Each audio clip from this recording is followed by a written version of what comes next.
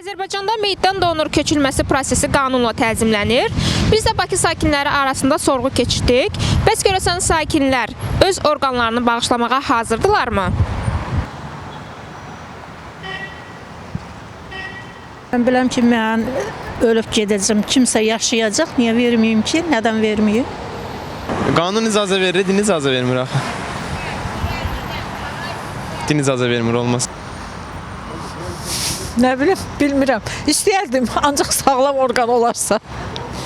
O bilinmir, haçan öyrədiyəm, amma bağışlamaram. Nəsə sizdə kampaniya var? Yox. Heç kimə orqan bağışlamıram. Orada Allahla Peyğəmbərimiz bunu buyurmayıb. Bizdə ama qanun var artıq. Yox, düzgün deyil. Qanun bugün var, səhər yoxdur. Allah bir dənədir, Peyğəmbərimiz də bir dənə olub. Onsuz da mən öləndən sonra ilə bir kömək edə bilərəm ki, o insan yaşasın. İstəmərəm. Qanun var artıq, icazə var bunun. Bağışlayıram amma tolka ailəmə. Övladlarımdan ailəmə, başqa bir adamı yox. Xeyr. Fayda sağlaya biləcəmsə insanlara qarşı nə mutlu bizlərə.